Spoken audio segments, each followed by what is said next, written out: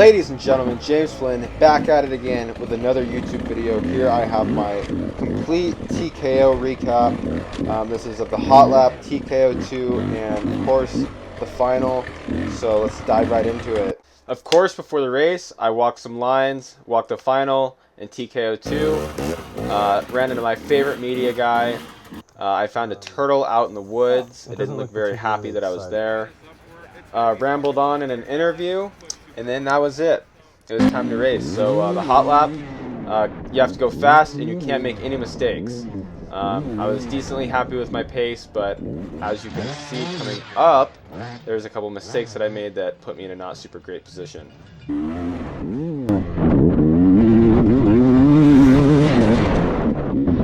Alright, first mistake of my hot lap, missed the rear on that splat completely. Causing me to hit that loose log right in front of me. Lost a couple seconds. And then right here, I was not looking far enough ahead going on the downhill, and I carried way too much speed down, just completely blew that corner. Not a huge deal again, but still just a couple seconds here, a couple seconds there, they obviously add up. This is one of my favorite hills, I think, that was on the short course. It was cool that at the bottom it was kind of a make or break in a way, so I liked that a lot. It was pretty sweet, a lot of incentive to make it.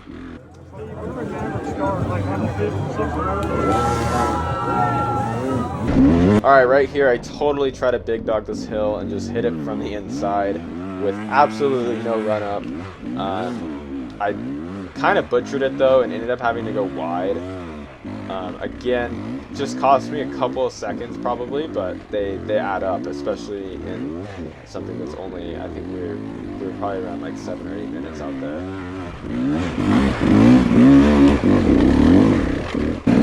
Super close call on this line. I ended up not doing that line at all in the main because it scared me after having this close of a call on it. I was able to push at the top of it and then had a pretty poor run going into this hill. And then I had to kind of fight my way to get to the top.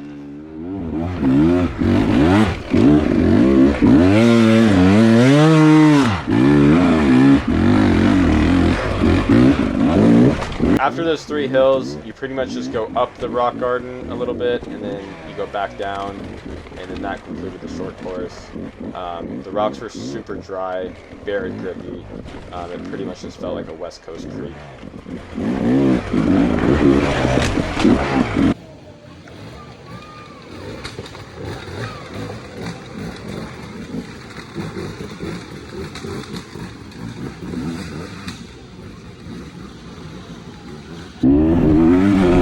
Alright, and after this grass track, that pretty much concluded the hot lap.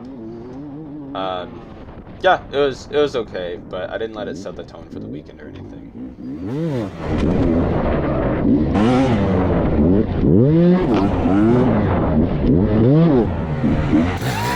Alright, I only have 2 clips I'm showing from TKO1. So there's this clip, kind of cool, and then this clip. Thank you Endurotainment for the footage. Wow, James!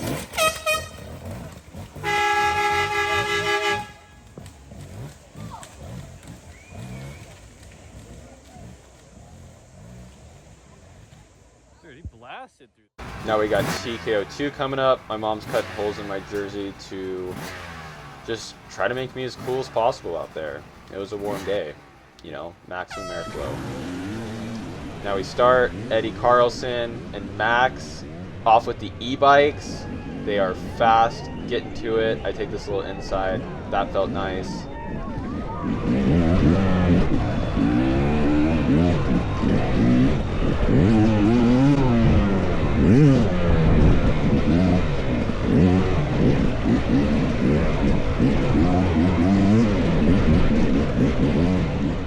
And we dive off into the woods. We rode a lot of single track, but just to keep this video as entertaining as possible, I'll just skip us right into the hard stuff.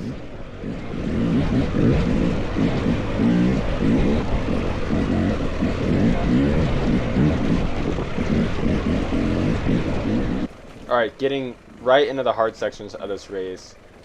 I had walked a lot of this race, and I knew that for a qualifier, it was going to be brutal. So this is Lambkin Falls.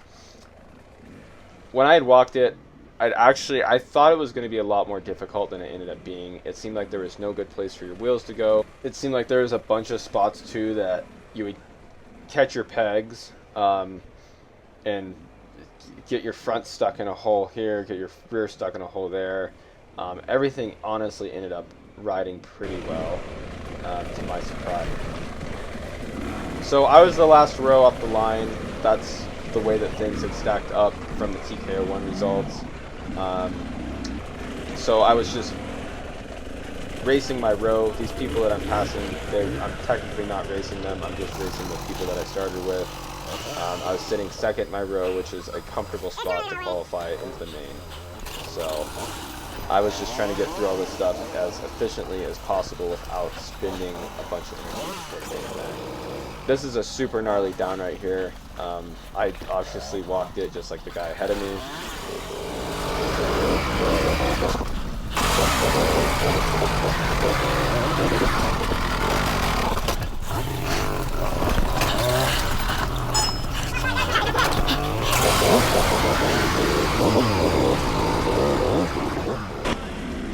Alright, as you can see, there's a little wooden bridge there that I think Josh put that in, so shout out to Josh for that. That little bridge was sick. But yeah, overall that section was really cool. Definitely complimented the race course quite a bit. Glad they put that in.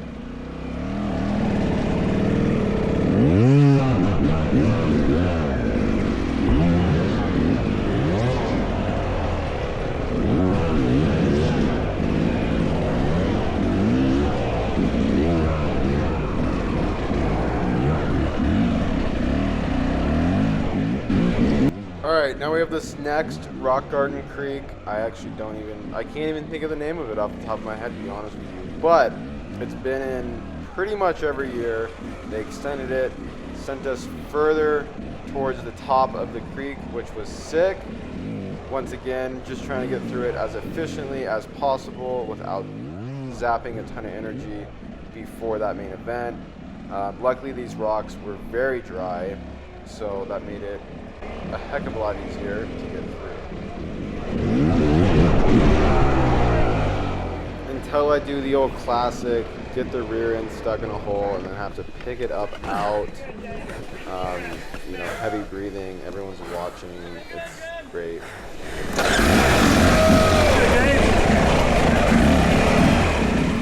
And there's a line to the right, everyone was doing, it looked way cooler, but when I got to it, there's a bunch of rocks in the line you can see right there to the right, so then I opted to go left, and it actually went really smoothly.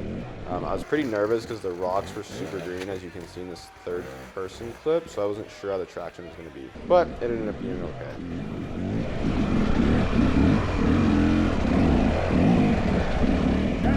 Alright, big shout out to Bonsai for the squirt mid race. Fast forward, now we're on the Easy Creek. This is where it starts to get real. We actually did this one TKO1. So I'd kind of known that it was going to be challenging in TKO2. But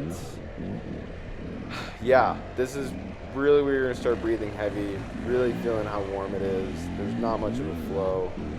One little mistake can cost you. As you can see right here in a moment where my heart rate's at, let's get a still shot there. Boom, right there, look at that, 185. I think that's zone 5 or damn near close. So anyways, yeah, and I'm still not making a bunch of mistakes. I'm cruising up this. Not like physically pushing the bike or anything, but I'm still at that high of a heart rate, which, I don't know, that's not good. But it's the way it goes for me for some reason.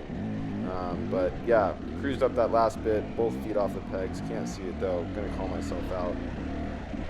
All right, fresh out of Easy Creek, we go straight into Chuck U. I get in immediately. There's peewees and bodies everywhere.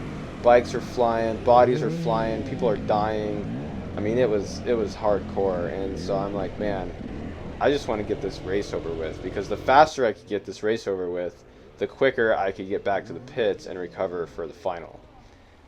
But you can see Nico's picking up his bike over that log that has been unfortunately placed there. And then I cruise up right behind him, get my front over the log.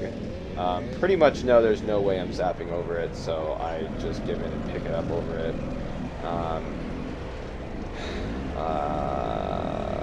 Yeah, after I did that, I was in the hole, and then Danny was doing his thing, and I had to be kind of a dick, pivot around him. He was super nice once I got up there. He let me by. Thank you, Danny. It was very nice of you. Very polite.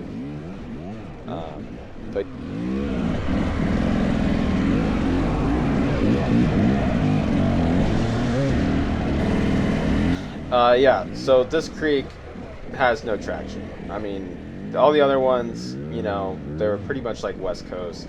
You can do whatever you want, get away with it. Your rear's not going to spin. This one, on the other hand, your rear was spinning. It was spinning left, it's spinning right, it's spinning up, it's spinning down. It doesn't matter. The thing's just spinning.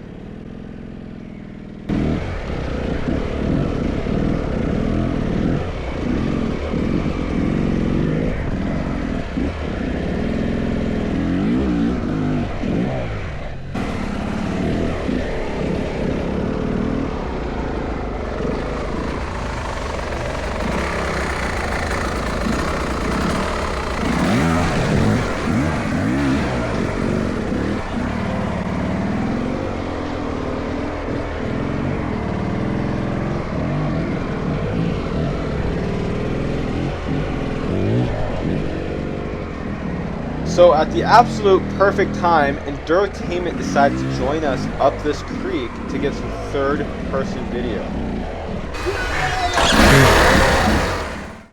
Alright, so shortly after this, my camera stopped working, but luckily Endurotainment was there, so we got a bunch of third-person video of me climbing out of this creek.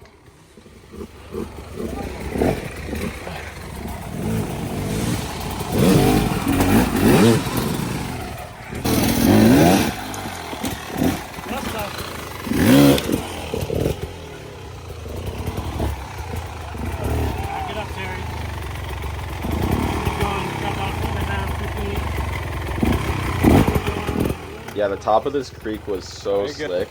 I was able to maintain forward drive, but I was spinning the entire way up. Papa Flynn would be pissed when he saw his kids spinning out like that. Papa Flynn!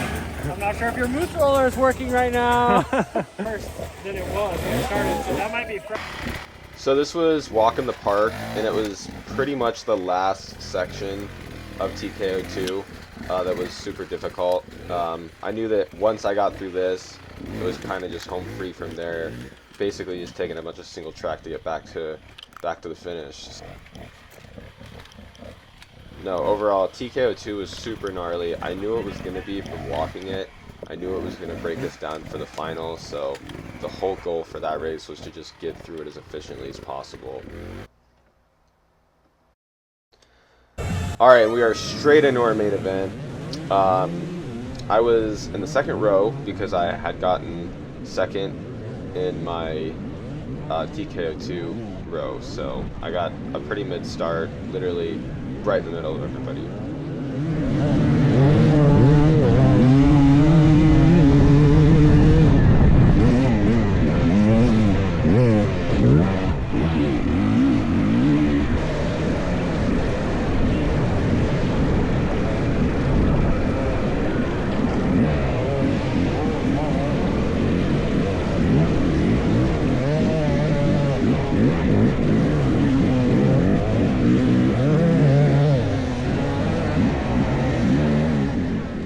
I had a super close call on this first hill.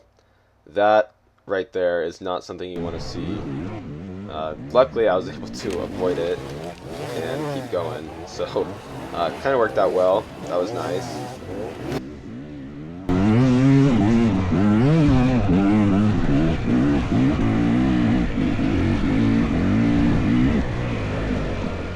This, Silver Kings, and Grinding Stone are like the three hard enduros that I've done where there's spots I can't hear my bike, I can only hear the crowd.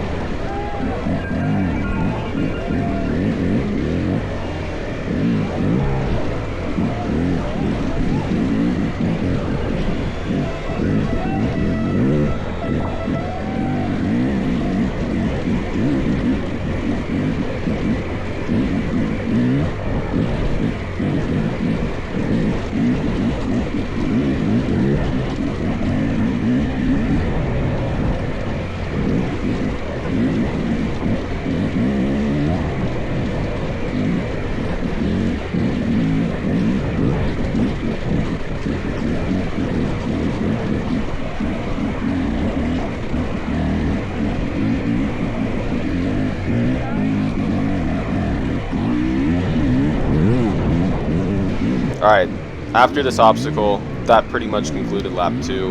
I'm right behind Jordan right now. I'm really wanting to catch him, obviously.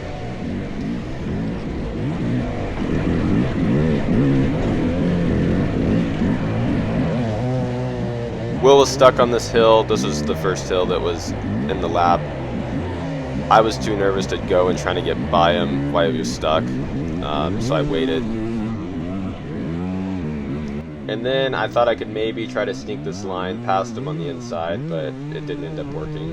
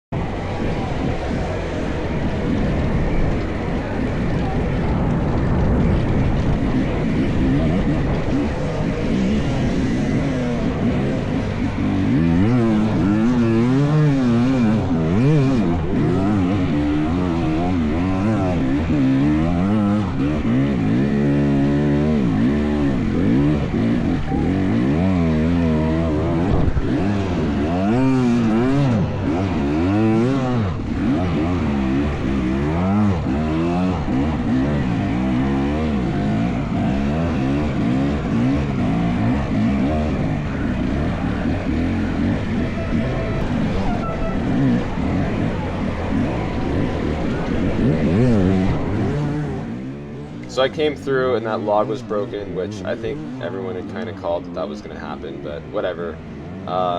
So I had a super delayed reaction time. I kind of screwed myself and Will over, so I ended up going up to the right. Obviously it's not as good as straight shotting it, but still able to get up it somewhat clean.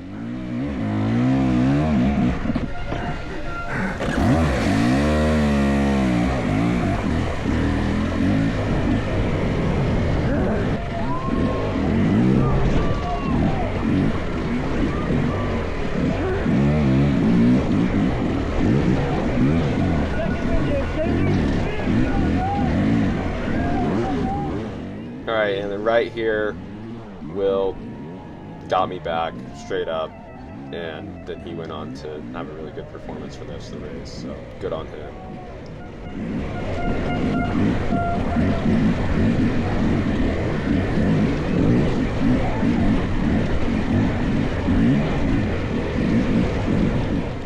This is definitely the point in the race where I'm feeling it, which is silly because it's only halfway through lap 2, but I'm assuming everyone kind of is. It's pretty intense. But yeah, at this point, I was breathing heavy. It's very tired for sure. Just trying to get through as best I can, because it's all I could do.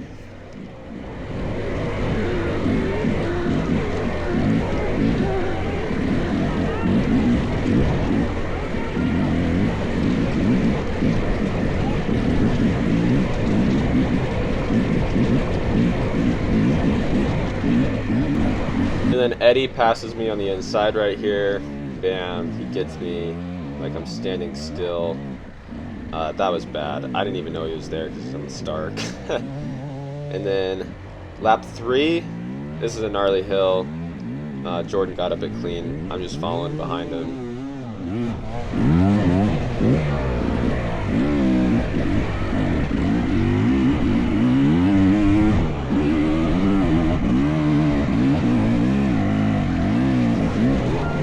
Next hill, I keep doing my line from the inside with no stop. I don't know why. I should have been setting up, but Jordan was stuck on it. Gave me a good opportunity to go to the outside and pass from there. And then I believe that was a pass for 8th place. So now I'm sitting in 8th after I pass him.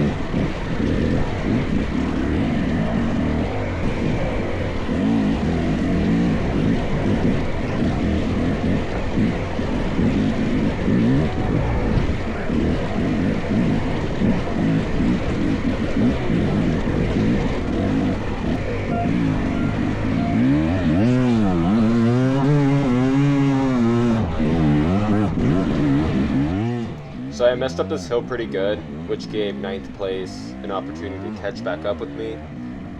As you can see in the next clip, I come in, Jordan is literally wheel to wheel with me. It's super close, I can hear him behind me, the pressure's on.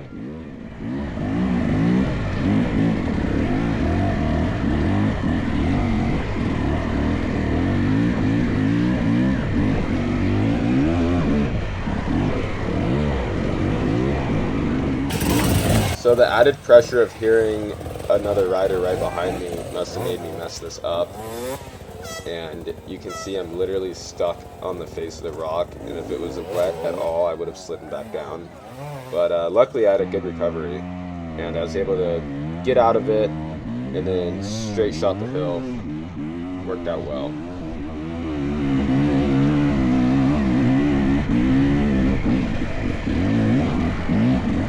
James? All right, so at this point in the race, I'm pretty smoked, honestly. I'm very tired. You can see it in my riding. You can see it in my body language. The intensity is not quite where it needs to be.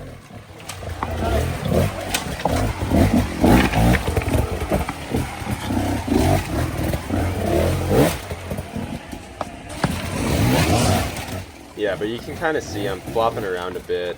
My front end is kind of, the front of the bike's just going where it wants. I'm just trying to just hold on to the bike the best I can. Alright, fast forward a couple of laps. This is the last lap. I had 9th place right behind me, so I knew that I had to do the 3 hills that were in the short course perfectly in order to maintain my position. So the pressure is on for sure, which I just told myself I just needed to be the best that I could be. So first hill, I took a different line because the one that I was taking every other lap to the left was getting so deteriorated. It worked out well. I was able to straight shot it.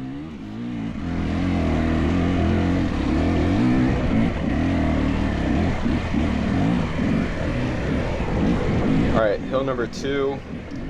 I set up for it this time, and that helped a lot because it was actually definitely one of my best runs at it as far as getting up at the quickest and straight shotting it.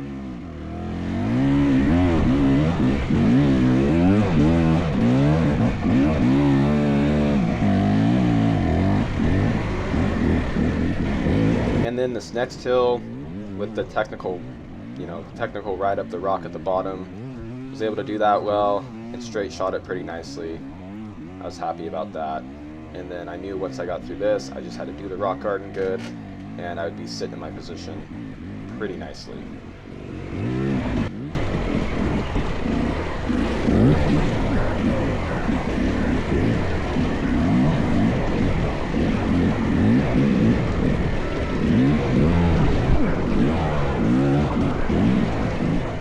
But yeah, overall, super fun race, extremely intense, especially for that final. I just try to show you guys the highlights of it, make the video, a little bit more interesting. But yeah, overall, I had a really fun time. I was happy with my riding. It was a really good weekend. So thank you guys for watching. Tune in for the next one.